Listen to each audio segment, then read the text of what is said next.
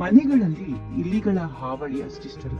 ಕೇವಲ ಮನೆಗಳಲ್ಲಿ ಮಾತ್ರವಲ್ಲ, ರೈತಾಪಿಗಳಿಗೆ ಹೊಲಗಳಲ್ಲಿ ಗದ್ದೆಗಳಲ್ಲಿ ಇಲಿಗಳ ಹಾವಳಿ ಆರಂಭ ಆಯ್ತು ಅಂದ್ರೆ ದಿಕ್ಕೆ ತೋಚದಂತಾಗುತ್ತೆ. ಹೌದು, ಅಲ್ಲಿ ಎಲ್ಲಿ ಇಲಿಗಳಿರುತ್ತೋ ಅಲ್ಲಿ ಸರ್ವನಾಶನವೇ ಅಂತ ಹೇಳ್ಬೋದು. ಯಾಕಂದ್ರೆ ಇವು ಕಚ್ಚದ ವಸ್ತುಗಳೇ ಇಲ್ಲ. ಪ್ರತಿಯೊಂದನ್ನು ತೂತ್ ಹಾಕುವ ಶಕ್ತಿ ಸಾಮರ್ಥ್ಯ ಉಳ್ಳಂತಹವು ಇಲಿಗಳು. ಫರ್ನಿಚರ್ ಗಳನ್ನ ಹಾಳು ಮಾಡಬಲ್ಲವು, ದವಸ ಧಾನ್ಯಗಳನ್ನ ತಿಂದು ಬಿಡಬಲ್ಲವು, ಗಟ್ಟಿಮುಟ್ಟಾದ ಪದಾರ್ಥಗಳನ್ನ ಕಚ್ಚಿ ತೂತು ಮಾಡಬಲ್ಲವು. ಹೀಗೆ ಕೇವಲ ಇಂಥ ಪದಾರ್ಥಗಳನ್ನೆಲ್ಲ ತಯಾರಿಸಿದ ಆಹಾರ ಪದಾರ್ಥಗಳನ್ನ ಕೂಡ ಎಂಜಲು ಮಾಡುವಂತಹ ಶಕ್ತಿ ಸಾಮರ್ಥ್ಯ ನಮ್ಮ ಇಲಿಗಳಿಗೆ ಮಾತ್ರವೇ ಇದೆ. ಹೀಗಾಗಿ ಪ್ರತಿಯೊಬ್ಬರು ಇಲಿಗಳು ಅಂದ್ರೆ ಸಾಕು ಭಯದಿಂದ ನಡುಗುವ ಪರಿಸ್ಥಿತಿ ಇದೆ. ಮನೆಯಲ್ಲಿ ಇಲಿಗಳ ಹಾವಳಿ ಜಾಸ್ತಿ ಆಯ್ತು ಅಂತಂದ್ರೆ ದಿಕ್ಕು ತೋಚದಂತೆ ಅವು ಹಾರಿಬಿಡುತ್ತಾರೆ ಜನರು. ಯಾಕಂದ್ರೆ ಸಂಗ್ರಹಿಸಿ ಇಟ್ಟುಕೊಂಡ ದವಸ ಧಾನ್ಯಗಳು ನಾಶವಾಗುತ್ತವೆ, ಮನೆಯ ಫರ್ನಿಚರು ಹಾಳಾಗುತ್ತೆ, ವುಡ್ ವರ್ಕ್ ಮಾಡಿಕೊಂಡಿದ್ರೆ ಅದನ್ನು ತೂತುಗಳು ಬಿದ್ದು ಹಾಳಾಗುವ ಸಾಧ್ಯತೆಗಳಿರ್ತವೆ. ಹೀಗಾಗಿ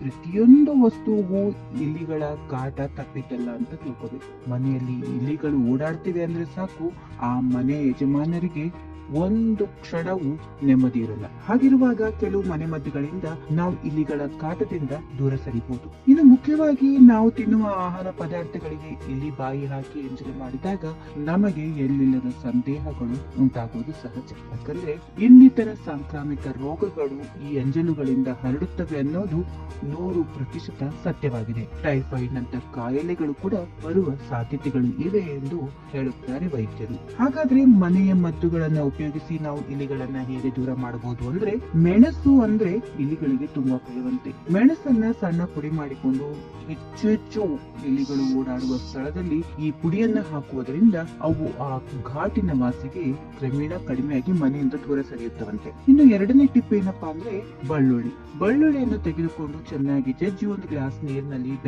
ಬೆರೆಸಿ ಇಲಿಗಳು ತೋತು ಮಾಡಿಕೊಂಡು ಇರುವಂತಹ ಜಾಗದಲ್ಲಿ ಈ ನೀರನ್ನ ಹಾಕಿ ಈ ಘಾಟಿನ ವಾಸನೆಗೆ ಇಲಿಗಳು ಕ್ರಮೇಣ ಅಲ್ಲಿಂದ ದೂರ ಸರಿಯಲು ಆರಂಭ ಮಾಡ್ತಾವಂತೆ. ಇನ್ನು ಮೂರನೇದ್ದು ಅಮೋನಿಯಾ ಪುಡಿಯನ್ನ ಇಲಿಗಳು ಹೆಚ್ಚಾಗಿ ಓಡಾಡುವ ಸ್ಥಳದಲ್ಲಿ ಅಲ್ಲಲ್ಲಿ ಹಾಕಿಟ್ರೆ ಆ ವಾಸನೆಯಿಂದ ಅವು ದೂರ ಓಡಿ ಹೋಗ್ಬಿಡ್ತಾವಂತೆ. ಹೀಗಾಗಿ ಅವು ಕ್ರಮೇಣ ಅಲ್ಲಿಂದ ಓಡಿ ಹೋಗಲು ಆರಂಭ ಮಾಡ್ತವೆ. ಯಾಕಂದ್ರೆ ಆ ವಾಸನೆ ಅವುಗಳಿಗೆ ಬಿದ್ದು ಬರುವುದಿಲ್ಲವಂತೆ. ಇನ್ನು ನಾಲ್ಕನೇ ಟಿಪ್ ಏನಪ್ಪಾ ಅಂದ್ರೆ ಪುದೀನ ಎಣ್ಣೆಯನ್ನ ಒಂದು ಕಾರ್ಟೂನ್ ಡಬ್ಬಿಯಲ್ಲಿ ಹಾಕಿ ಅಲ್ಲಲ್ಲಿ ಇಡ್ತಾ ಬನ್ನಿ.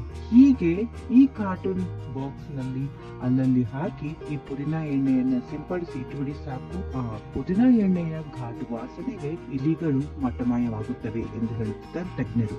ಇನ್ನು ಇಲಿಗಳು ಬಾರದಂತೆ ಮತ್ತೊಂದು ಮನೆಮದ್ದು ಕೂಡ ಇದೆ. ಅದೇನಪ್ಪಾ ಅಂದ್ರೆ ಬೇಕಿಂಗ್ ಸೋಡಾದಿಂದ ಕೂಡ ಇಲಿಗಳು ಮನೆಯ ಒಳಗಡೆ ಹಾವಳಿಯನ್ನ ಸೃಷ್ಟಿಸುವುದಿಲ್ಲವಂತೆ. ಬೇಕಿಂಗ್ ಸೋಡಾವನ್ನ ಇಲಿಗಳು ಜಾಗಿ ಓಡಾಡುವ ಸ್ಥಳದಲ್ಲಿ ಹಾಕುವುದರಿಂದ ಆ ಸೋಡಾದ ವಾಸನೆಯಿಂದ ಇಲಿಗಳು ಓಡಿ ಹೋಗುತ್ತವೆ. ಇಂದು ಇಲಿಗಳು ಹೊರಗಿನಿಂದ ಮನೆಯೊಳಗೆ ಕೂಡ ಪ್ರವೇಶ ಮಾಡುವುದಿಲ್ಲ ಎಂದು ಹೇಳ್ತಾ ಇದ್ದಾರೆ. ಇನ್ನು ಐದನೇದ್ದು ಲವಂಗಗಳನ್ನ ಪುಡಿ ಮಾಡಿಕೊಂಡು ಅಲ್ಲಲ್ಲಿ ಸಿಂಪಡಿಸುವುದರಿಂದ ಈ ಘಾಟು ವಾಸನೆಯಿಂದ ಇಲಿಗಳು ಮನೆಯೊಳಗೆ ಪ್ರವೇಶ ಮಾಡೋದಿಲ್ಲ, ಇದ್ದ ಇಲಿಗಳು ಕೂಡ ದೂರ ಸರಿಯುತ್ತವೆ ಎಂದು ಹೇಳಲಾಗುತ್ತದೆ. ಹೀಗೆ ಇಲಿಗಳಿಗೆ ಇಷ್ಟವಿಲ್ಲದ ಲವಂಗಗಳನ್ನ ಅವು ವಾಸವಾಗಿರುವ ತೂತುಗಳ ಬಳಿ 4-5 ಹಾಕಿಡೋದ್ರಿಂದ ಅವು ಆ ವಾಸನೆಯಿಂದ ದೂರ ಸರಿದು ಓಡಿ ಹೋಗಿ ಬಿಡುತ್ತವೆ.